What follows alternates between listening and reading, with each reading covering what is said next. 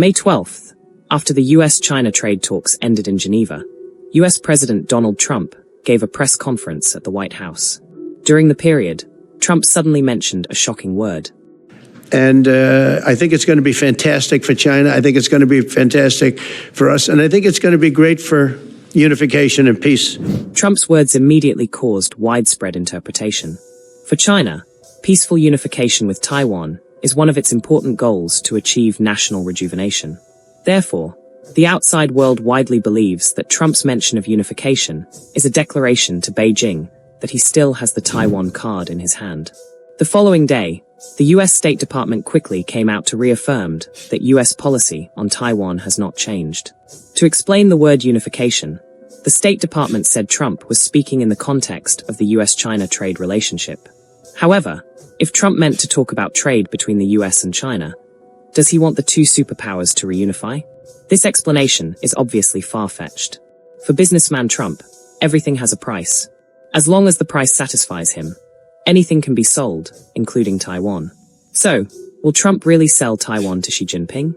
Welcome to subscribe to mindgap. Today we will uncover the thoughts of the Trump and Xi Jinping. Since Trump returned to the White House, he has continued to pursue his own money-oriented diplomacy. Trump is a pure businessman president who doesn't care about democratic values or the alliance system. In his eyes, those who can make money for the United States are good people, and those who make money from the United States need to be punished. Therefore, he weaponized tariffs, forcing countries to bow down to the United States and reach deals with the United States that are not beneficial to their own countries. However, China did not back down and became the only country in the world that stood up to Trump. In the world, only superpowers will sacrifice economic interests for the sake of face. The United States and China continue to escalate the tariffs to each other, eventually reaching staggering 145% and 125% respectively. Trump expected China to succumb to economic pain, but he then discovered that the trade war had a huge impact on the lower-class people in the United States, causing his approval rating to drop rapidly. Meanwhile, the US stock market continued to fall and investor confidence plummeted. Major American corporations were making their voices heard more loudly in Trump's ear. Facing the dual pressures of an economic downturn and sinking approval ratings, Trump quickly shifted his strategy and decided to pursue trade negotiations with China. As for which side made the first call, US Treasury Secretary Scott Bessent gave a classic response in an interview. Who makes the first call here today? There are lots of calls, Laura, is that there isn't a first call. There are a lot of contact points over time. So we can be sure that the United States reached out first. After the negotiations ended in Geneva, the US tariffs on Chinese goods fell from 145% to 30%, while China's tariffs on US goods fell from 125% to 10%. Although the tariffs have actually returned to the levels before Liberation Day, Trump still claimed great victory because of US tariffs 20% higher than China's, and he has forced Beijing to the negotiating table. Then, Trump said the surprising word unification. Trump understands how crucial Taiwan is to China, which has always viewed it as a core national interest. Clearly, Taiwan is now firmly under US control, making it a key card for Trump to counterbalance China. Trump said several times that he had spoken with Xi Jinping, but each time it was proven to be fake news. Beijing felt that Trump was too uncertain and was unwilling to allow Xi Jinping and Trump to talk before any substantive progress was made. After de-escalating with China, Trump wanted to use Taiwan as bait to get Xi Jinping to talk to him on the phone. Trump is trying to prove that he is a president who can get leaders of any country in the world to the negotiating table, and he is the toughest guy. But is that possible for US to sell Taiwan?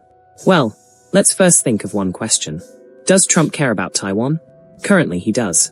Because Taiwan's semiconductor manufacturing company produces the world's most advanced chips, it is related to the strategic security of the United States. After Trump took office, he pressured TSMC to invest in the United States and build a top-level chip production plant in the United States. All of this is to turn Taiwan's semiconductor manufacturing company into American semiconductor manufacturing company. Except TSMC, is there anything in Taiwan Trump can think of? The former US National Security Advisor John Bolton disclosed that during Trump's first term, He compared Taiwan to the point of his pen and China to his desk in the Oval Office. A pen point versus a giant desk. That's what Trump thought about. Does this thinking change during his second term? Based on Trump's remarks, it seems unlikely. He still appears to downplay Taiwan's significance and doesn't seem to believe Taiwan is worth deploying troops to defend. But Trump cannot sell Taiwan easily. Many American politicians have huge economic interests in Taiwan, and they will not allow Trump to destroy their business. In short, Trump's just putting on a show to get Beijing's attention. Even if he later says he's a big fan of Taiwan, it's nothing new. He is a dealmaker who'll say whatever it takes. Beijing stayed surprisingly calm after Trump said the word unification and didn't respond. This might give us a hint about how they plan to handle Trump. Unlike the US, China's one-party system allows top officials to stay in power for decades. Many of the same people who dealt with Trump during his first term are still calling the shots. So, they know Trump's playbook very well.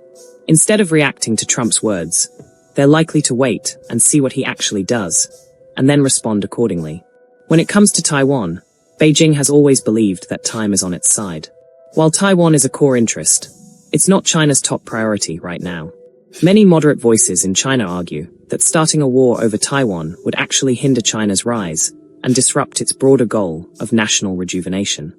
That's why Xi Jinping continues to emphasize peaceful unification in his speeches involving Taiwan. Recently, some think tank experts have been pushing the idea that China will invade Taiwan in 2027. That's just nonsense. Think about it.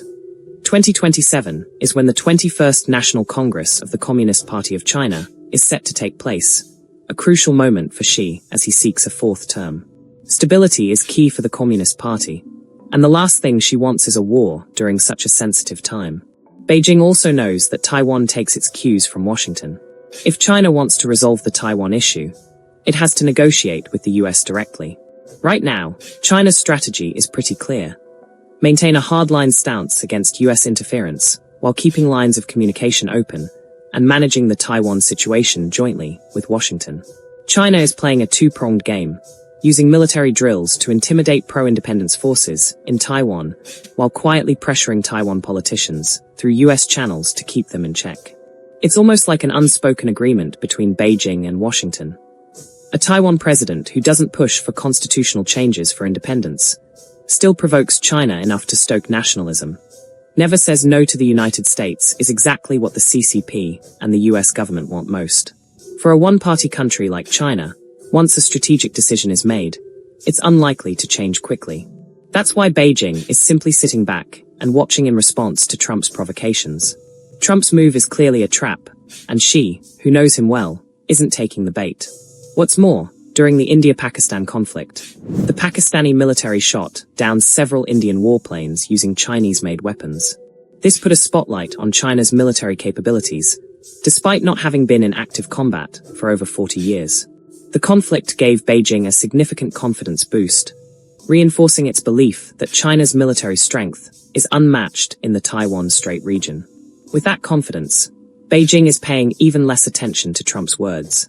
After all, in the world of politics, negotiations ultimately come down to military power. Even if Trump genuinely wants to strike a deal over Taiwan, Xi Jinping isn't going to bite. Taiwan isn't a short-term issue.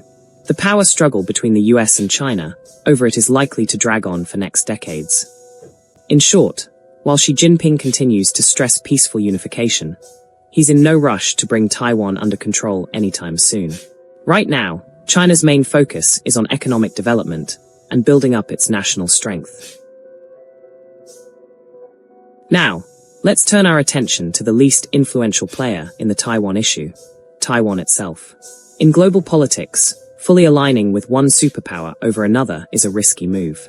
But Taiwan is in a unique position. Taiwan, officially known as the Republic of China, ROC, was the legitimate government representing China before the 1970s. Today, however, the People's Republic of China, PRC, is recognized as the sole legal government of China by the United Nations. Despite efforts by Taiwan leaders to downplay the ROC label, the constitution still ties Taiwan to China, making a complete separation impossible. When Xi Jinping talks about peaceful reunification, he means bringing Taiwan under PRC control. For the Taiwan government, that's essentially the end of the ROC, a complete loss of sovereignty. To avoid that fate, every Taiwan leader leans heavily on the United States, following Washington's order in exchange for military support. Some pro-independence figures even believe that the US would send troops to defend Taiwan in the event of war. This has led to an interesting political phenomena. Taiwan leaders can talk tough against Xi Jinping, but remain deferential to visiting US officials. This unwavering alignment with the US has also prompted China to ramp up its military pressure around Taiwan. Since House Speaker Nancy Pelosi visited Taiwan in 2022, China's military drills around Taiwan have become more frequent and more intense, including exercises simulating blockades and decapitation strikes, sending a clear warning to Taipei. The frequent military drills have only fueled anti-CCP sentiment among the Taiwan public. In this climate, Lai Ching-te, a self-proclaimed pragmatic worker for Taiwan independence, was elected president in 2024. At his inauguration, Lai declared that Taiwan and China are two completely separate countries, provoking Beijing and triggering yet another round of military exercises around Taiwan. But that's exactly what Lai wants. Each time Beijing flexes its military muscle, resentment toward the CCP deepens in Taiwan, and pro-China opposition parties are forced into silence. However, some pro-independence hardliners are starting to feel anxious. They worry that if things drag on, China's military could eventually catch up to the US. If war breaks out then, even with US support, Taiwan's chances of holding its ground would be slim.